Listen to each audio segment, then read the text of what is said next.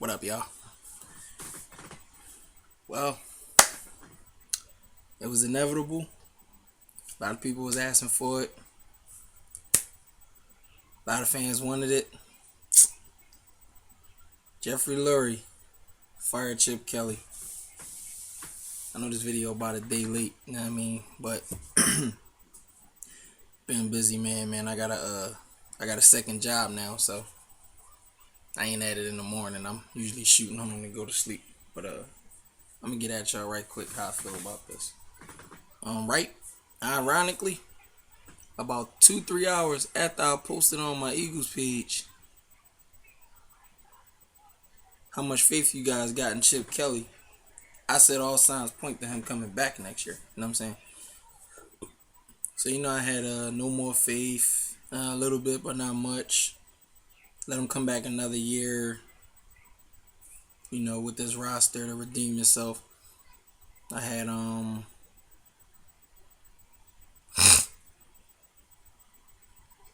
forgot what the fourth one was, but the fifth one was 100% faith.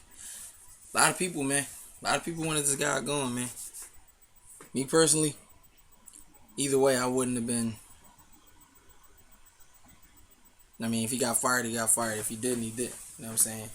But to understand why this happened, and I try to tell a lot of people, man, like, the word to describe all of this is mediocre. You know what I'm saying? Like, and for a lot of people that subscribe to my channel, man, you can see, like, how I felt about Chip Kelly last year. Even though we was 6-2 to start out before Foles got hurt, I was real critical of Chip Kelly last year, and a lot of people, they like, why y'all complaining? We 6-2, da da da da. But like, to be an Eagles fan, you know what I'm saying, and to watch like the team, some fans is happy with wins, some fans is happy with just being able to win. But if you pay attention to detail and what's going on during the game, you can kind of get the proper feel for how your team can handle like elite teams. One of my knocks always for Chip Kelly was he never really beat an elite team. We did beat the Patriots this year, but like that was more so, the owner coming from upstairs down to the locker room, lighting a fire under the player's ass. Now when the real boss comes about, you know what I'm saying, we beat them, then we beat Buffalo, you know what I'm saying, things were looking all right, and then it was like all signs, all we got to do is control our own destiny. We got to beat the Redskins, we got to beat the Giants, and we got embarrassed by the Redskins at home. So I mean, and like if you just look at his demeanor during the games, it's like we losing, and he's just looking up at the jumbotron like with the dumb face. You know what I'm saying? But aside from all that, man, let's analyze Chip Kelly real quick. Okay, here's a guy, you get rid of Andy Reid after 14 years. You bring him in with this new phenomenon, this new offense, this new offensive guru, supposedly. You know what I'm saying? You bring him in, and he's supposed to take the NFL by storm. In the first game, we come out, we run 50 plays in the first half, and everybody's like, I've never seen anything like this. Okay, cool. You haven't. Things was looking up. You know what I'm saying? Second game of the year, San Diego countered. Okay, to stop their fast-paced offense, keep them off the field. Our defense couldn't stop San Diego all game. But for the most part, Vic had us in the game. It was a shootout game, and we wound up losing, in the end. But that's how quick it is in the NFL to figure out, a game plan. Now, my thing about Chip Kelly, what I didn't really like about him was I watched, I watched everything he did as far as, like, in the NFL, it's like, okay, you're going to run these plays. You're going to sit all week. You're going to analyze the team you're going up against. You're going to figure out which players you're going to mismatch. You know what I'm saying? Okay, this team has a rookie corner that has to start. I'm going to line my best receiver up to eat that rookie corner alive all game until they counter with with a different matchup. Then I'm gonna switch it up again. So as a coach, you sit there all week and you say, "Listen, yeah, okay, I got a mismatch here. I got a mismatch there. Okay, they got a running back that is dangerous in the open field when he catches passes out the backfield. Okay, I need to put my best linebacker on him." You know what I'm saying? Like, Chip Kelly didn't seem like he was that type of coach. It's just like, okay, you want to run a fast-paced offense? That's cool. You come out on the first drive, it's a 3-and-out. Your opponent score on you. You come out on the second drive, it's another 3-and-out. And the 3-and-outs is coming frequently.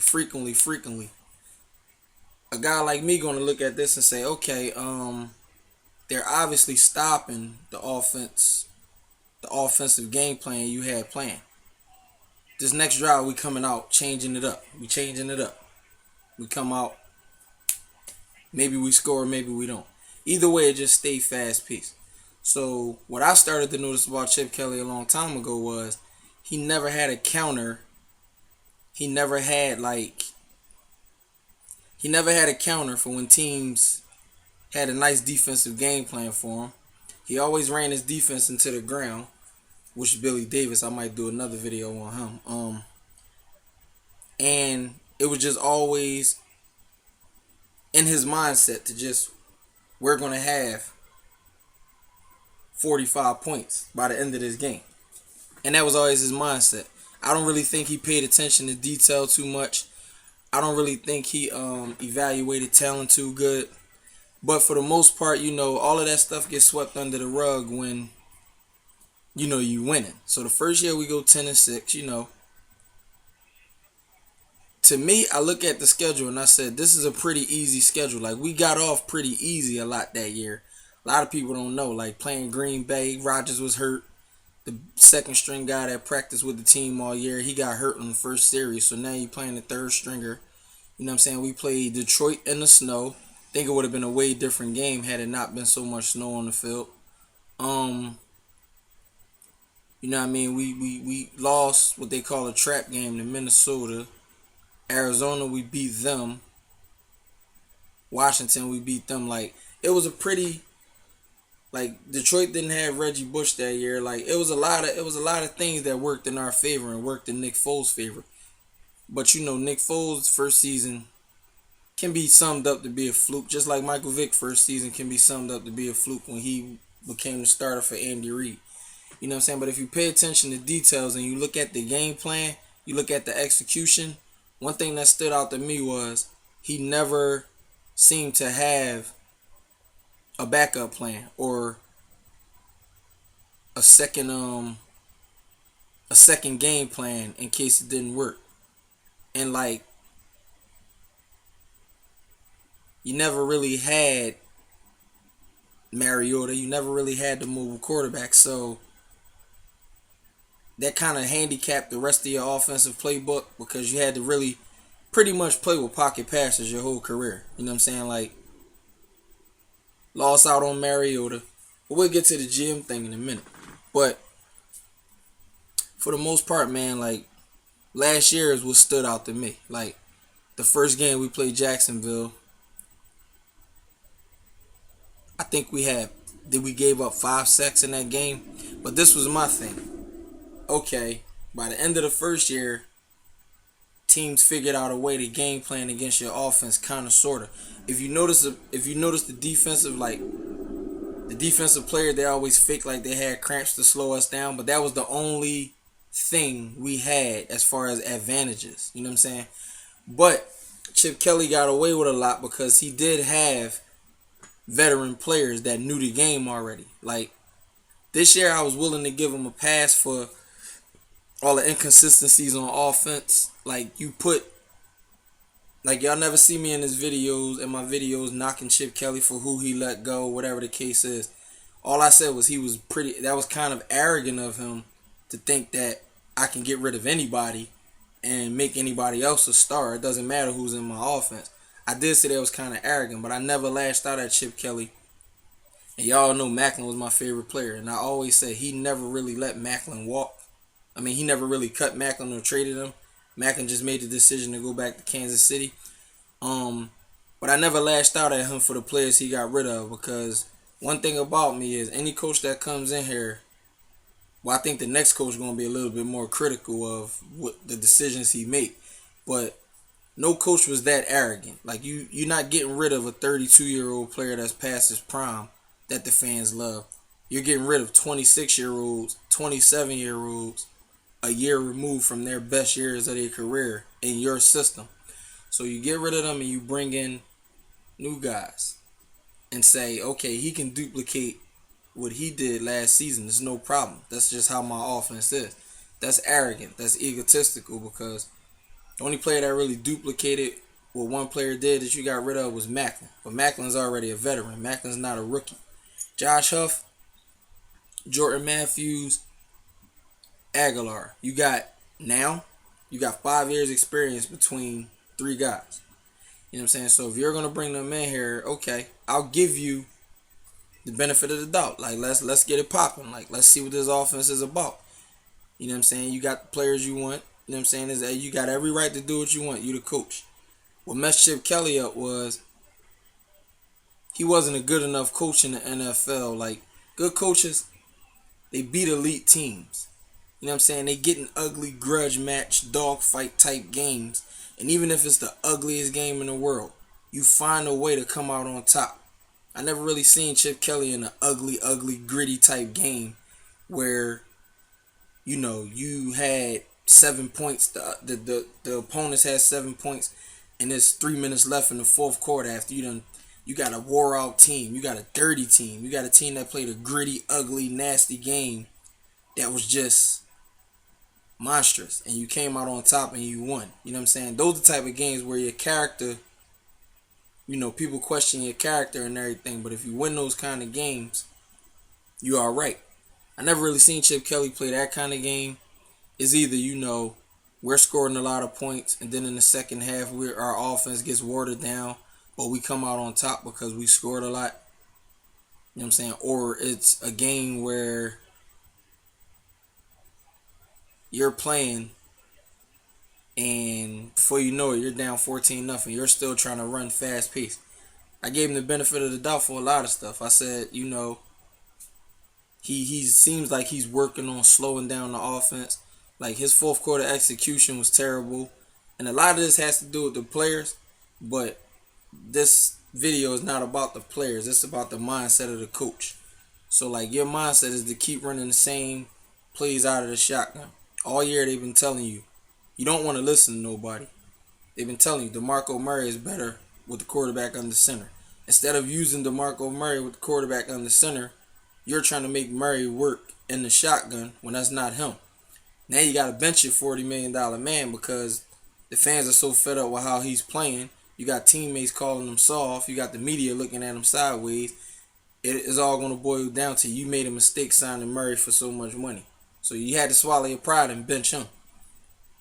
You know what I mean? It's just a lot of things that affected him. And I'm like, you don't deserve to be a GM if you're not a good enough coach yet. He never wanted to adapt to the NFL style. He always wanted to keep his players out there running his type of system. Now, a prime example would be you take a bag and you fill it with laundry. This was Chip Kelly.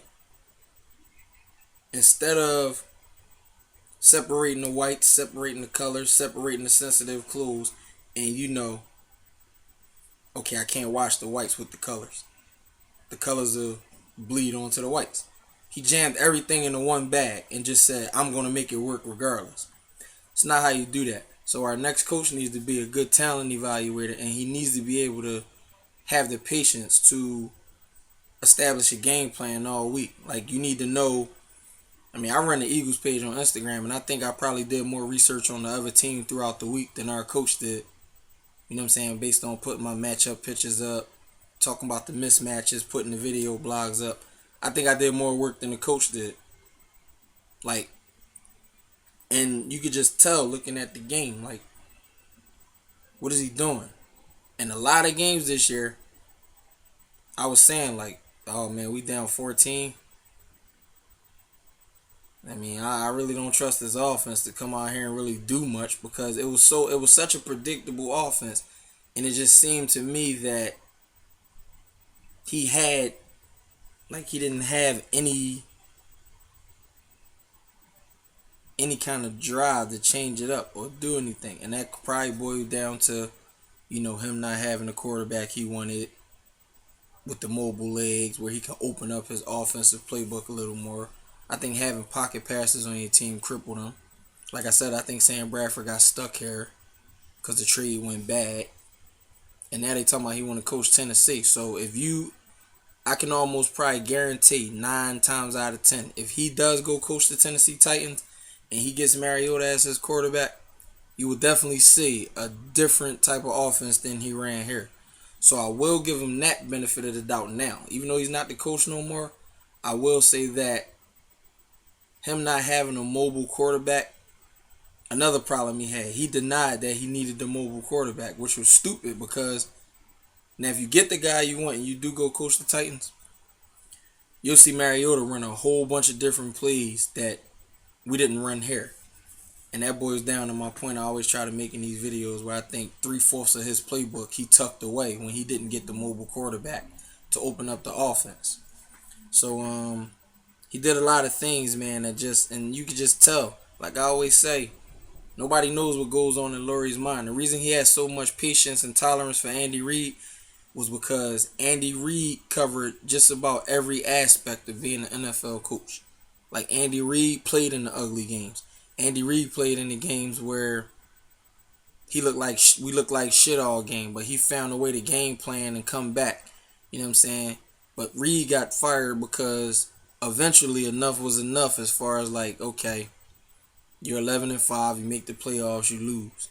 The next year you come back, you trade away McNabb, you start Kevin Kolb. Kevin Kolb gets hurt. Now you have Michael Vick. You know what I'm saying? You go 10-6, you make the playoffs. A year later, Jim Johnson passes away. So now you got Sean McDermott. You had to fire him. Now you got Juan Castillo.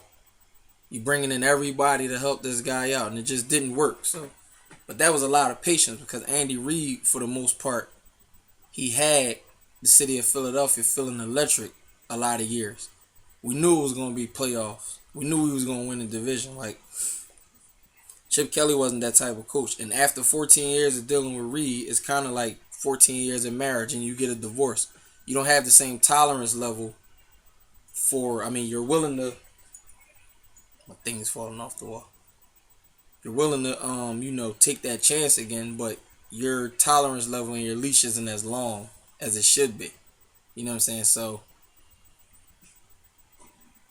Chip Kelly comes in, but it just seemed like he had no counter, man. So, I'm not really going to be excited about him getting fired. I mean, I feel like it was a long time coming.